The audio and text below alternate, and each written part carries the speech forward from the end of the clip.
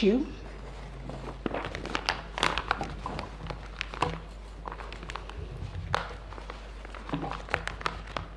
is whether the technology deployed by IEBC for the conduct of the 2022 general elections met the standards of integrity, verifiability, security, and transparency to guarantee accurate and verifiable results.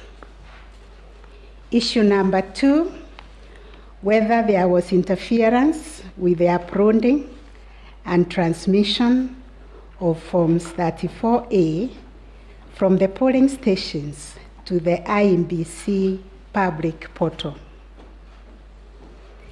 Issue number 3, whether there was a difference between Forms 34As uploaded on the IEBC public portal and Forms 34As received at the National Tallying Center and Forms 34As issued to the agents at the polling stations. Issue number 4, whether the postponement of gubernatorial elections in Kakamega and Mombasa counties, parliamentary elections in Kitui Rural, Kacheriba, Rongai, and Pokot South constituencies, and electoral wards in Nyaki West in North Imenti constituency, and Kwanjenga in Embakasi South constituency resulted in voter suppression to the detriment of the petitioners in petition number E005 of 2022. Number 5, whether there were unexplained discrepancies between the votes cast for presidential candidates and other elective positions. Issue number 6, whether the IEBC carried out the verification, tallying, and declaration of results in accordance with the provisions of Article 138(3)(c) and 138(10) of the Constitution. Issue number 7, whether the declared president-elect attained 50% plus 1 vote of the votes cast in accordance with Article 138(4) of the Constitution. And number 8, whether there were irregularities and illegalities of such magnitude as to affect the final result of the presidential election. And finally, what reliefs and orders can this court grant? The court has ordered the IEBC to give supervised access to any servers that may be storing forensically imaged information used to capture copies of Form 34C, which is total vote casts.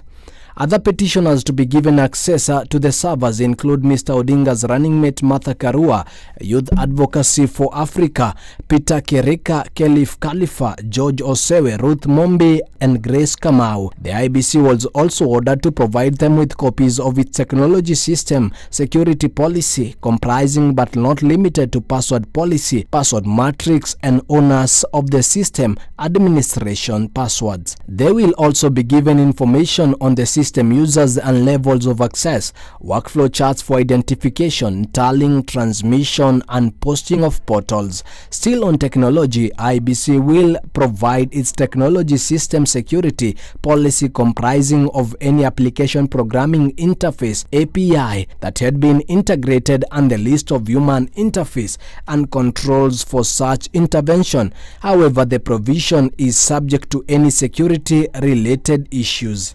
The Supreme Court has highlighted issues that will be considered in the determination of the case. The notice of appointment filed by ISA and company advocates is struck out. The 4 commissioners are at liberty to deploy and utilize the services of Senior Counsel Paul Muite and Isa Mansour advocate if they deem it necessary in these proceedings. Direction number 3, pleadings filed out of time. As regards pleadings that were filed out of time for whatever reason, whether because the judiciary electronic filing system was down and or slow, or due to late service, we direct as follows. On account of the dictates of Article 48 of the Constitution of Kenya 2010, in respect of access to justice and the national importance nature of the presidential election petition, we direct that all pleadings that were filed out of time, including those that were filed by 2 p.m. today, be and are hereby deemed to have been filed in time. The parties against whom such filings are made shall not respond to them by way of replies, but rather shall be at liberty to respond thereto by way of oral submissions during hearing. At all times, this court reserves the right during judgment, upon consideration of the issues therein raised and the relevant law, to expunge from the record pleadings that offend the procedures of the court or have the effect of mutating the original petitions. Number 4, scrutiny. We direct the Inspector General of Police, in liaison with the Registrar of this court, to provide adequate security during the exercise of scrutiny. Direction number 5, additional counsel. Excuse me. The number of counsel permitted in the courtroom beginning tomorrow remains as directed by this court this morning and shall be firmly enforced. Direction number 6, further affidavit. Learned counsel for the first respondent, the Honorable William Samoei Ruto, has informally applied for leave to respond to 2 affidavits presented by the Attorney General in petition number E007 of 2022. With effect from today, the 30th day of August 2022, 2 p.m., as indicated in paragraph 3 above, the court will not entertain any further lodgement of pleadings. However, counsel is granted leave to respond to the 2 affidavits that were presented by way of oral submissions at the hearing. Direction number 7, amici applications to participate in scrutiny. Mr. Charles Kanjama, Senior Counsel, Counsel for the amicus John Walubengo, Counsel for the amici John Walubengo, Dr. John Sevilla and Martin Mirero, has made an application to participate in the scrutiny exercise ordered by this court in a ruling delivered today, the 30th of August 2022. He now wishes to make a report on the same and, if need be, amend his amicus brief, which is already on record. Quite rightly,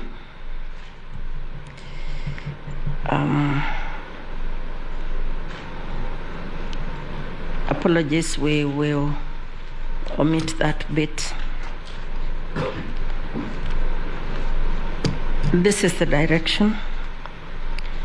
The role of the MEC ought to be limited to the written brief. That's common knowledge. Indeed, when we admitted Mr. Kanjama's client in this matter, we specifically stated that the MEC will not make oral submissions and shall rely solely on their written brief. In addition, we reiterate the guiding principles in the case of Francis Murwatetu and another versus the Republic and 5 others. Supreme Court petition numbers 15 and 16 of 2015 consolidated, 2016 EKLR, and an amicus curiae shall not participate in interlocutory applications unless called upon by the court to address specific issues. Consequently, we decline this particular request. Those are the further directions of the court, and they are signed by the 7 of us. Thank you, Judge President. Reporting for Mwangaza TV, Supreme Court, Kelvin Kariba. Now, the U.S. ambassador to Kenya, Whitman, stated that the election process has so far been peaceful. Whitman, who made her first tour outside Nairobi to visit U.S. embassy staff heading critical U.S. program and investments in the lakeside city of Kisumu, says the U.S. in all the countries with its presence has not interfered with the host elections. She asked Kenyans to patiently wait for the outcome of the Supreme Court due next month on 5th. We have been incredibly impressed by the Kenyan process so far. The elections were held peacefully. The country seemed to be united around following the process. And every candidate, as I understand in Kenya, has the legitimate right to file a grievance with the Supreme Court. That was done peacefully and thoughtfully. And so now we all await for this September 5th adjudication by the Supreme Court. I can't guarantee that there will never be other alerts because it is required by U.S. law. So when there's any concerns at all, we must issue alerts. But it's never targeted towards one particular group or area. It's because this is where we have the vast majority of our citizens and outside of Nairobi. Machakos Governor Wavinya Ndeti has urged the residents who are not covered by the National Health Insurance Fund (NHIF) to do so in order to enjoy a subsidized cost of accessing healthcare. Speaking while on a second day tour of Machakos Level 5 Hospital today afternoon, Wavinya noted NHIF was critical in easing the burden of healthcare costs, especially to the majority of rural residents. The governor made the remarks after a section of relatives of patients who are admitted in the county's largest health facility pleaded with her to help them clear pending hospital bills.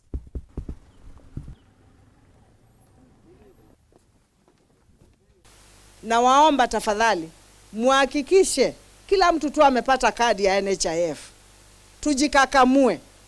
NHIF ukilipa hata 22 shillings kwa siku. Ama hata ukirukia siku mbili upate ni 44, si utalipa?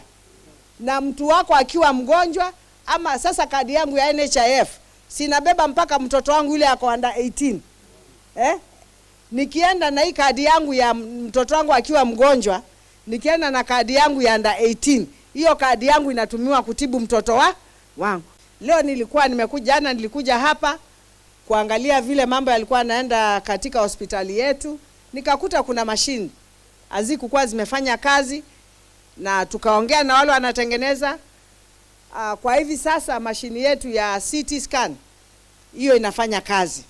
Ile imebaki ni ya MRI, na hiyo tutaangalia tuhakikishe kwa nguvu za Mwenyezi Mungu tusimalize hata siku ama wiki hiyo mashini iweze kutengenezwa, ndio msimuache kwenda nje kufanyiwa hizo testi zote. Na kingine ni kuhakikisha katika hospitali zetu tuko na madawa. Tukiwa na madawa shida mingi zitafanya nini? Zitaisha. Now, in a bid to curb the escalating cases of vehicle theft and fraud in the country, the government has launched a new generation digital number plates with enhanced security features that will ease tracing of car ownership. Speaking during the launch at the General Service Unit, Reke Unit, headquarters in Ruiru, Nairobi County, Interior Cabinet Secretary Dr. Fred Matiang'i said the new number plates have enhanced features that will be fixed to vehicles imported to the country at the point of entry.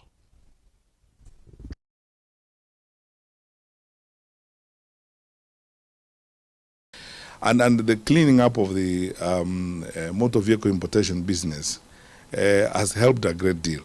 The work is not done. There's much more that needs to be done. I still insist that going into the future, it will be very necessary to have a very accurate and security-oriented review of the whole motor vehicle importation regime in the country, so that we collaborate with our colleagues at the KRA, and immigration, to ensure that those that we allow to sell second-hand motor vehicles and to import second-hand motor vehicles are not money launderers, are not conduits for Al-Shabaab and terror organizations, and they're not people who are committing crime under the guise of importing motor vehicles. A measure of that has been accomplished, and then we can see clearly. Our colleagues in FRC and the others testify that that has actually begun to bear fruit in terms of stemming some of that crime. Now, today, we are unveiling the new generation number plates. And these plates have got several inbuilt security features. Some you will not readily see with a naked eye, and it's deliberate that way, so that we are able to ensure that the plates you have can lead us to all the information we need to have about the motor vehicle ownership. We want them to have features that are identifiable by law enforcement agencies. We are meeting international standards in doing this. You know, by the way, there are international standards that we are supposed to adhere to when it comes to the issues of motor vehicle plates. The plates we have been having, by the way, did not comply with our international standards. Fourthly, we enacted the amended Traffic Act in 2016, which has a very lengthy prescription of how our plates need to look like and the features that are supposed to be on the plates. Truth be told, until now, we have not complied with the amendments of the Act that we put in place in 2016. Now, with the new number plate, we are complying with the prescriptions and the demands of the Traffic Act that we amended in 2016. And then, most importantly, the new plates are assisting us to synchronize the data sets that we have, so that we not only have accurate identity of the vehicles, but we'll also have accurate information on the background and origins and ownership of the motor vehicles. Thank you for the support that you've given us as an institution, as a country. And with that report, we are now taking a short commercial breather, but don't go far. We're coming back with more in the second segment of this bulletin, so don't touch the dial.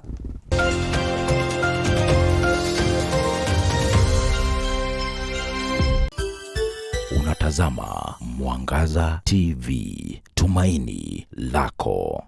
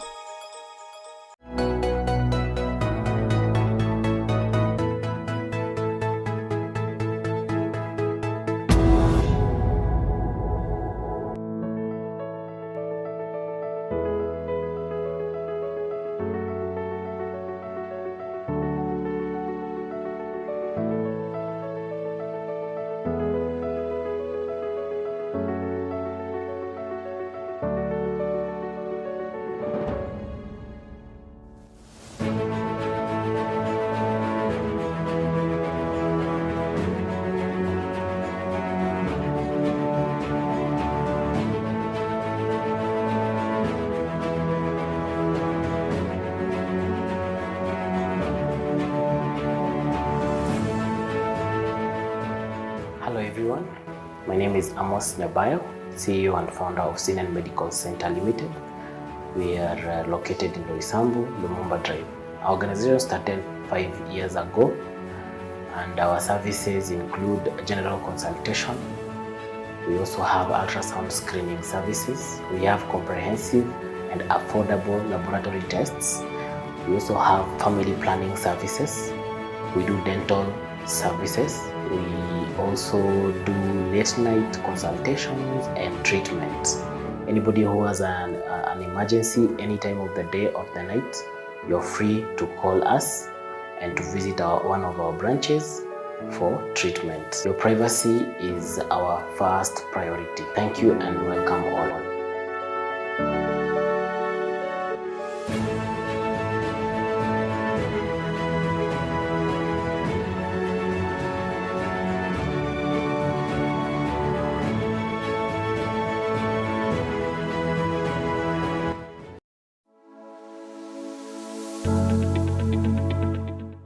Ukiwa na biashara yako ambayo ungependa imfikie mteja wako vyema na kwa njia sabamba, zungumza nasi kupitia 0758487904 0758487904. Mwangaza TV ni tumaini la biashara yako.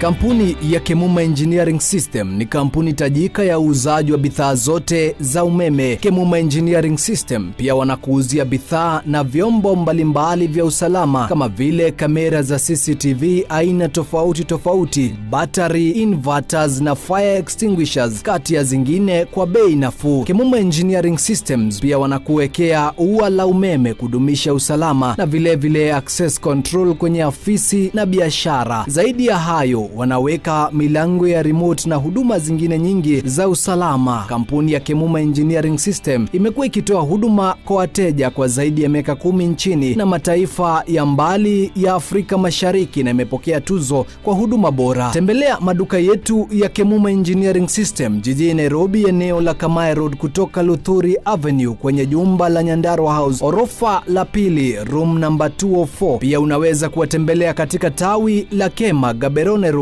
karibu na mkahawa wa Sagret katika jumba la Pwani Guest House ground floor. Eneo la Kasarani wanapatikana Max Plaza ground floor mkabala na kituo cha polisi cha Kasarani karibu na benki la Family. Kwa maelezo zaidi wasiliana na Kemuma Engineering System kupitia 0721250846 ama 0712828896. Kemuma Engineering Systems, security at its best. Usipitwe na vipindi uvipendavyo katika runinga ya Mwangaza. Unaweza kutufuata na kuzungumza nasi kupitia mitandao ya kijamii kama vile Facebook, like and share ukurasa wetu wa runinga ya Mwangaza. Tufuate pia kupitia Twitter @MwangazaTV, Instagram Mwangaza TV Kenya, YouTube kupitia Mwangaza TV Kenya. Mwangaza TV, tumaini lako.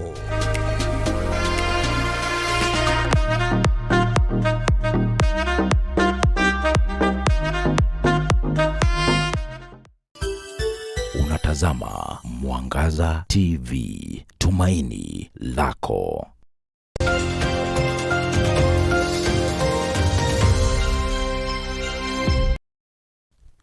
Welcome back and many thanks for staying with us. Now, relief to small-scale tea farmers as fertilizer finally arrives at Kenya Tea Development Agency (KTDA) factories.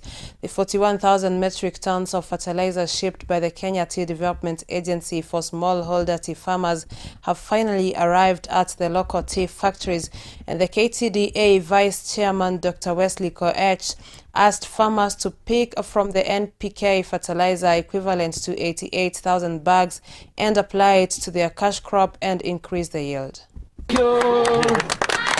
Kericho County is among the counties that is really plagued with malnutrition at 28.7% stunting as compared to the 26% nationwide, meaning it's higher than the national one. So there's a very big need in the tea growing areas, specifically not Kericho alone. So for this project, it's essential for the tea farmers to be healthy and to be able to also manage the NCDs that are all crippling our economy due to the high costs of treatment. Tunahimiza kwamba tunafaa kukuwa na haswa inaitwa kitchen gardens. Tunafanya modern kitchen gardens ili tuweze kukuwa na food access kwa ile chakula ambayo tunahimiza wakulima wale ndio wakuwe na afya mzuri. Na pia tunawahimiza wakuwe na food diversification in the households ili wasikuwe tu wanategemea chai peke yake, lakini pia wakuwe wanaweza kupata chakula zingine. Kwa shamba yangu niko na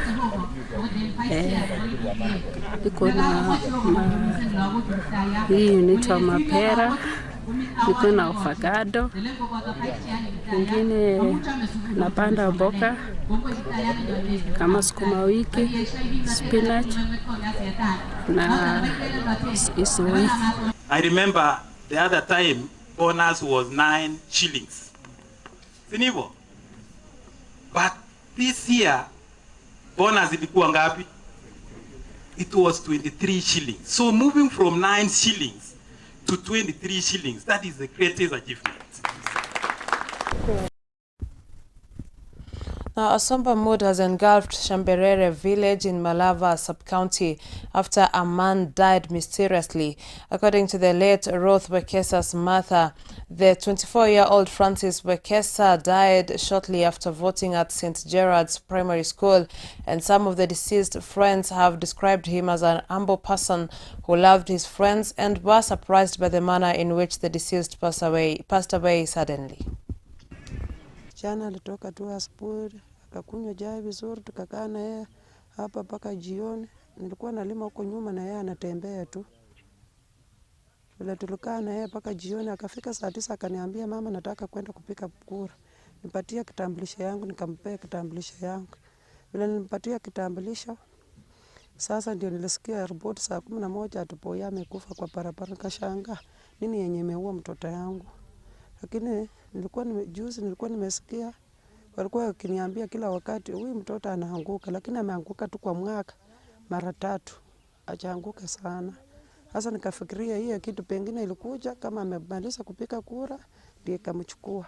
Sasa hiyo shida yake hakuwa anaanguka kwa macho yangu. Nilikuwa tu nimesikia vile ametoka kucheza na wenzake, nasikia ati mtoto ameanguka. Hospitali alikuwa bado kwenda kwa sababu alikuwa anaanguka tu, akirudi hapa mtu mzima. Alikuwa rafiki yangu, tumetembea naye sana. Lakini mara ya mwisho tumekuwa naye jana tukienda kupiga kura St. Gerard. Alikuwa mbele yangu na mimi nikakuwa nyuma. Sasa mwisho mimi nikimaliza kupiga kura tukasikia ati amelala hapo karibu tuna gari ilikuwa hapo. Bila tulienda hapo tulipata kama ameaga dunia. Mimi naomba serikali inisaidie kwa sababu mtoto wangu alitoka tu hapa mapema anasema anaenda kupiga kura, kumbe anarudi maiti. Nimeshangaa sana. The independent politicians in Meru County who lost various seats in the 9th of August polls have united to form one coalition which they say will be the eyes of the people at the grassroots. The Independent Candidates Association aims to unite candidates and independent politicians to ensure that their political expression and development continues to be seen.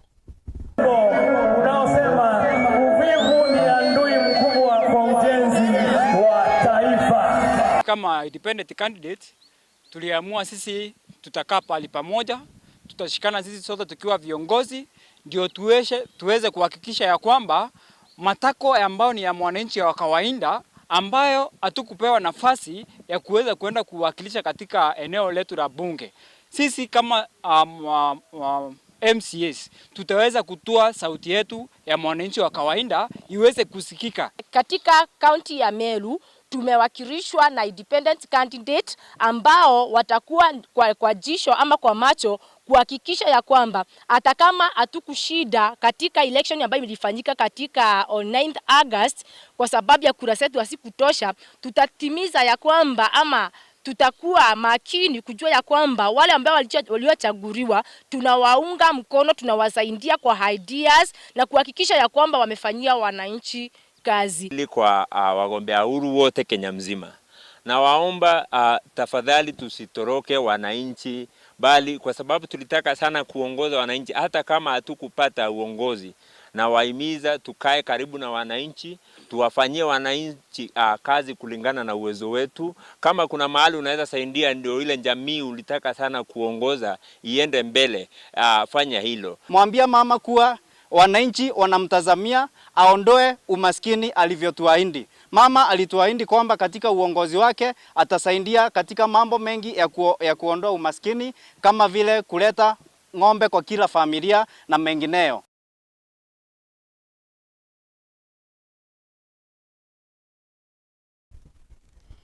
And with that report, we call it a day. Thank you so much for staying tuned to Mwangaza Prime News. And thank you to everybody who has made this bulletin a success tonight. My name is Daisy Paul, and our sign language interpreter is Vivian Wangeshi. On behalf of the entire crew behind the scenes, wish you a blessed night.